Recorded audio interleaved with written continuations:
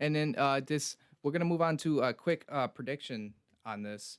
Now, we're gonna be excited for the game. I'm gonna be excited because, of course, I'm gonna be back in hockey.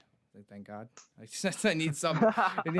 We need something to be happy about, with this world that we're in anyway. But we're Sure. gonna Yeah. talk about this. Absolutely. We gotta talk about some other stuff. Yes. Now we're gonna go with the East Division because I know it's a big challenge when any professional any professional thing goes into just a realignment because now you have different opponents. You're gonna have to face the opponent. Now I noticed that we're gonna face the Capitals probably like 6 times after we're done facing them the first time. Probably what it was like, almost like six straight, almost like 2 weeks of facing them. In like 2 weeks, we're gonna face them like 6 times. That's a lot of double Yeah. headers. A lot of double headers, Yeah. Yeah. triple headers. It's Yeah. definitely a lot different. Now, the another oh my god, sorry, I'm a little go off, but the East Division will definitely be something to watch. Now, what are your probably predictions for what do you think is gonna like who you think is gonna be on top? Yeah, well, I mean, even though I'm a Ranger fan to the day I die, I still think the Islanders still have just the way the Islanders play. They win to play the division, like they play to win the division. I think they're gonna end up not winning the division. I think I either have Philadelphia or the Islanders at 1 and 2 for the top two. Philadelphia, man, I'm telling you, I thought they had a really good shot to go to the finals last year. The Flyers. Just a little inexperience in some aspects, especially on their D core. They've never been that deep. Obviously, their forward core, Kevin Hayes, went to the Eastern Conference Final. Drew's been to the Stanley Cup Final. So I'd say, yeah, definitely 1 and 2 would be Islanders or Flyers, and I guess you can't really count out Buffalo. You just not Buffalo, Boston. I guess you just can't count out Boston because they have such a veteran leadership, especially in the top six. I do think their defense core got a little weaker. They lost Zdeno Chara, but not only was he the captain, he was still a very reliable defender.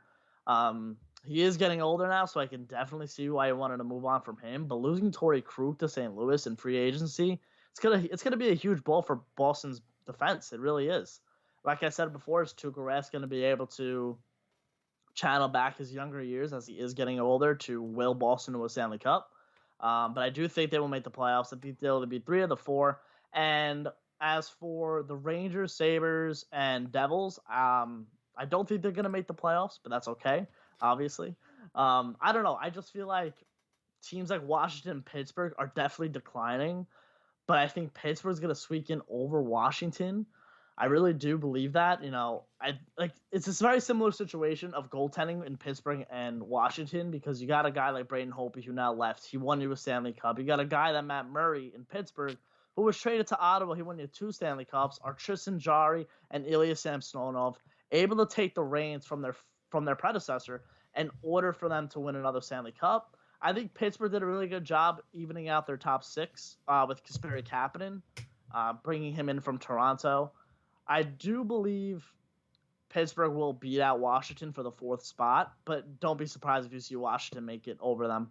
But yeah, as for the Devils, Rangers, and Sabres, as of right now, I mean, they're probably not going to make the playoffs. But it's all right because all those 3 teams are growing, they're learning, and all 3 of those teams need to see is improvement. I know the 1-year deal with Taylor Hall is kind of scary because you might waste a year on him, and you don't know what he's going to do after that. But with the flat cap, you never know. Buffalo might try to scrap up some money and try to re-sign him. And it all depends on the relationship that he's going to have with Buffalo this season. Yeah, definitely. East Division, I was trying to come up with my a top 4, and it's so hard. It's hard to predict. They're just so many tough teams, but I still like Washington. I think I have them first. I still trust Ovi and Backstrom and Kuznetsov and that. And then Philly, like you mentioned, Philly's really good. I thought they could make a run as well. I have them in second. And then third, I have the Islanders. They're just, with Barry Trotz, they're so tough to beat. And then coming in fourth, it's a 56-game season, so it's going to be weird. All right. Let's hear it. I think the drought ends. Sabres make the playoffs. All right. 56-game season. We get off to a hot start like we did the last 2 years. We have a lot less time to plummet. That's a good point. That's a very good point. And I think, we get Dylan Cousins stepping right in from an awesome World Junior performance. Forgot to even mention him. Great yeah, call. Yeah. Eichel and Hall together. Hall, I think, will be motivated on the 1-year contract, especially playing with Eichel. And I feel good. The goaltending situation, it could be an issue, but I trust Linus Ullmark. I really like what I saw from him last year. Hey, you know what? Hutton, I'm not so sure about, but hey, Hutton got eye surgery, so you can finally see the pucks. Yeah, you never know. Yeah, It could be a Vezina year. For all he knows, the Royal Blue, we've had that for years. We've had that since he signed with us. But yeah, and I mean, now I know I'm leaving out Boston and Pittsburgh. I think Pittsburgh just aging. I was like, I think we can catch them. We can top them. And then Boston, they don't have Pasternak for about a month. I saw they're expecting. Yeah, I think he was the one who had hip surgery, who's gonna miss some time, and Marshy also had surgery in September, but he'll be there for opening night. Okay, yeah, I thought I heard that about Marchand. Yeah, but I knew, I thought at least one of them was gonna be out a while, and Pasternak. So not having Pasternak for a while and losing Torrey Krug, I think they're pretty weak on the left side of their defense now, and I'm gonna bank on Tuukka Rask declining.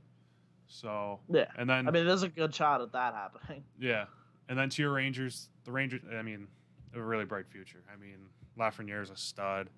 Panarin's locked up.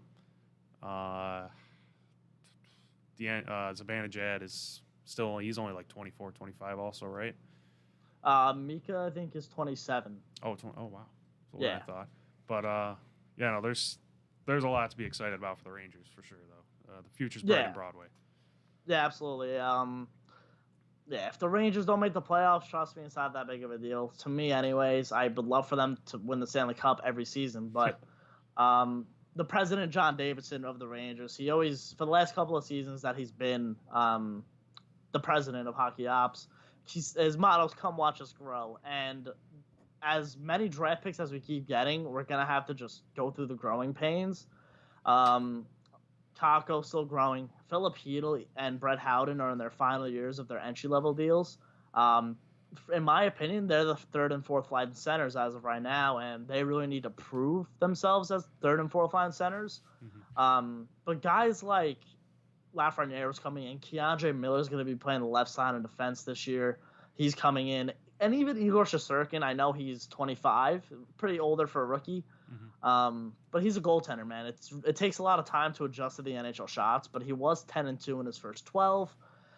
And Lafreniere, obviously.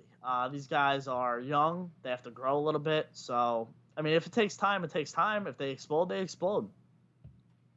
Definitely, yeah. But... Oh, hey, you made it this far.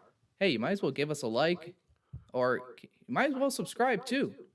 Please? Please? Please?